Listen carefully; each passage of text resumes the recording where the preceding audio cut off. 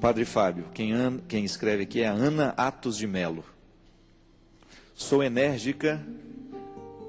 Ser enérgica ou exigente com a família é pecado? Sabe o que a Célia leu isso aqui? Ser energética. Como é que chama aquele produto que deixa a gente para cima? Red Bull. A mulher é um Red Bull.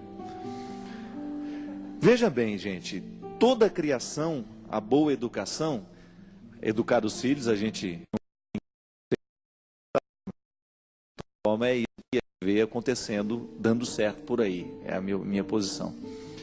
Toda a educação, a boa educação tem que ser balanceada. Se você cria com limites demais, você corre o risco de ter um filho muito pouco criativo, porque o limite demais corre o risco de retirar aquela criança da capacidade de ser criativa. Se deixa livre demais, você corre o risco de ter uma criança sem o valor da disciplina. Quando é que você vai saber que você está sendo enérgica demais? Quando você está deixando seu filho com medo de você. Filho não tem que ter medo de pai e de mãe. Filho tem que ter respeito. Medo é uma coisa que não deve existir entre pai e filho. Respeito, sim. Por isso que, quando você percebe que o seu filho já tem medo de lhe contar a verdade, cuidado. Pode ser que você tenha sido enérgica demais e não soube criar a ponte para chegar até ele. O tempo todo na educação dos filhos, nós precisamos estabelecer pontes. Todo dia tem que construir uma ponte nova, viu? Porque a distância do filho com o pai vai crescendo à medida em que ele vai crescendo no corpo, na alma, na estatura, em tudo. É como se nós tivéssemos que atravessar o mesmo rio todos os dias, mas para cada dia aquele rio tem um pouquinho mais de margem. Então a ponte que você construiu hoje para chegar ao seu filho hoje, ela não serve amanhã, porque o seu filho terá crescido um pouquinho mais amanhã. Isso é uma regra muito simples que eu inventei agora, só para a gente poder entender que à medida em que esse rio se torna mais caudaloso e largo, ele se torna mais perigoso também. É muito fácil você cuidar de um riachinho, não é verdade? É muito fácil você ter o cuidado de um pequeno riacho. Mas o riacho, à medida em que ele vai recebendo os afluentes, ele vai se transformando em rio. Quem são os outros afluentes? Os amiguinhos que ele encontra na escola, os programas de televisão que ele vai assistindo, a professora, as outras pessoas que vão tendo influência sobre ele. Daqui a pouco, aquele riachinho que era o seu filho, se transformou num rio caudaloso. E se você não construiu pontes todos os dias para atravessar e chegar a este menino, você corre o risco, então, de morrer afogado no próprio filho que você criou. O que é morrer afogado no próprio filho? É você perder o controle da situação. Aqui no meu livro, que nós estamos lançando, O Sequestro da Subjetividade, tem uma história que eu conto, que se chama O Pequeno Agressor. O pequeno agressor é um menino que aos 7 anos de idade manda na mãe. A mãe tem verdadeiro pavor do filho, ela tem medo do filho, ela já não tem mais autoridade de chamar a atenção dele, ela já não tem mais autoridade de dizer para ele o que é certo, o que é errado. Por quê? Porque o menino, apesar de ser muito pequeno, ele tem um domínio imenso sobre ela. Sabe como começou o domínio? Porque essa história é real. É porque a mãe foi muito maltratada quando criança. O pai dela era muito bravo. Então ela tinha medo de fazer com o filho o mesmo que o pai fez com ela. Então ela foi pelo lado oposto. Ela deixou o menino livre demais. Deixou o menino sem limites.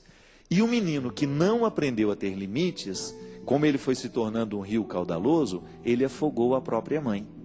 Porque ela perdeu. O menino, aos 7 anos de idade, minha gente, ele já agredia fisicamente a mãe. Chegou a agredi-la uma vez, até, aqui no livro eu até conto, agrediu com uma tesoura. Veja bem, esse menino foi vítima de um sequestro. Que sequestro é esse? A falta de educação. Quando a gente não coloca limites nos filhos que nós temos, nós estamos impedindo o desenvolvimento de uma subjetividade saudável. Aí a gente rouba aquilo que ele tem de precioso. Porque dentro daquela criança existe a capacidade de compreender a autoridade do pai. Só que se ele não for ensinado todos os dias, ele não vai aprender. O rio foi se tornando caudaloso, deixou de fazer a ponte. Aí você já não sabe mais a medida. Você já não sabe mais como atravessar. Você não sabe mais como chegar da outra margem. Então, se a gente quiser, de fato, educar com qualidade, nós precisamos saber colocar o limite e o amor. O Chalita escreveu um livro muito interessante, que é a Pedagogia do Amor. No livro ele fala justamente dessa capacidade que o amor, que o afeto tem de educar uma pessoa. Porque você retira dela o medo. Você coloca o amor. São Paulo já fala isso de maneira muito bonita numa das suas cartas. Onde há o amor, não há o medo.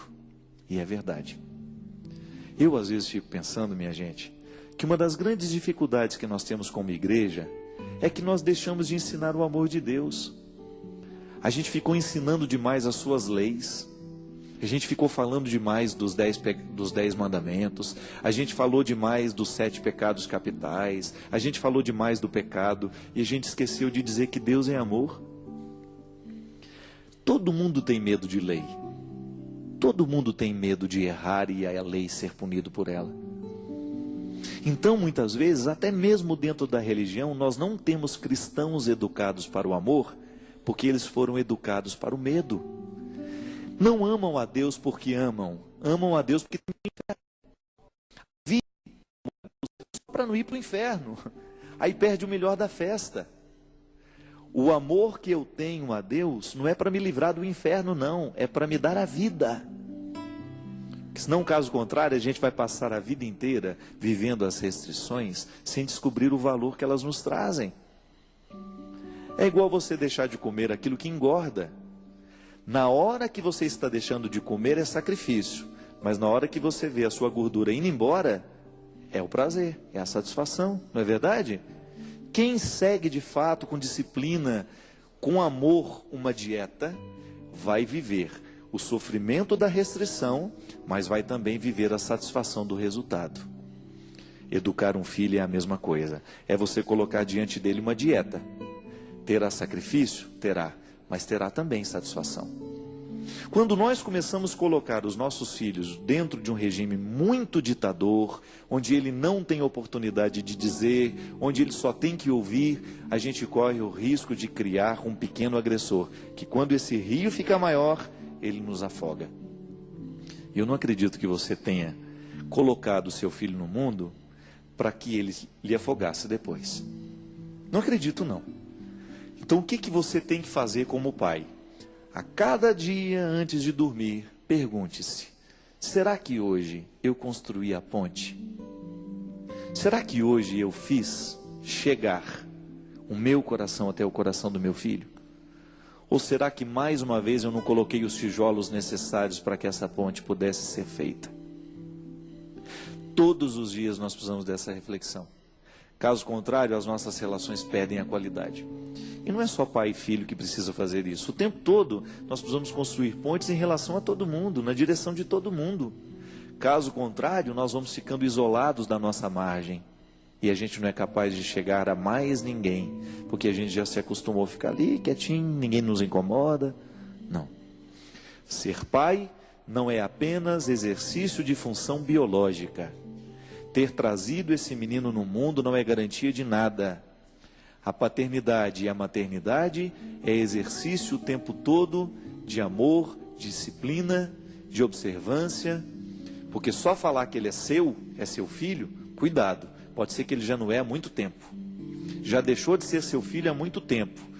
Só tem o mesmo sangue, mas já não tem as mesmas intimidades, já não tem mais a possibilidade de conversarem como pai e filho, não.